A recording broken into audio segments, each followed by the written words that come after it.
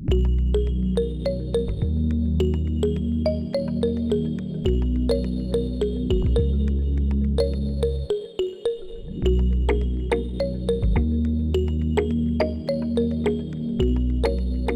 the blistering cold winter of 1989, thousands and thousands of Mongolians, mostly young people, marched and rallied in the streets of Ulaanbaatar, capital city, in order to bring change and freedom to our nation.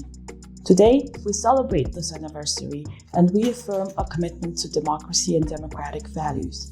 For 30 years, we worked hard to build inclusive democratic institutions, and several generations of young people, including myself, had the privilege of growing up in a free society. I would say that democratic values are quite central to the nomadic heritage of the Mongols as a people, and freedom remains an important concept for us.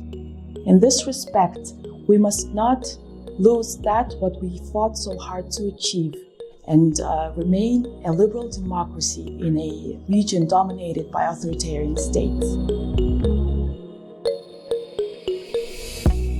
In today's globalized world, we all face the same challenges: corruption, populism, fake news, lack of faith in political parties and democratic institutions. These are headlines that are making the news all over the world. But I think underneath it all comes down to two things. One is economic opportunity for everyone, and the other one is rule of law. In today's globalized economy, economic inequality has become a feature, and people are not happy with this new status quo. Also, we need the rule of law. This means human rights, judicial independence, free and fair elections, transparent government, all the institutions that are needed to make the democratic process work. Democracy is always a process, and I think it's important to remember that the end does not always justify the means, however altruistic it may be. Being a democratic leader means being an inclusive leader, and it's important to keep sight of the democratic process when we face difficult decisions.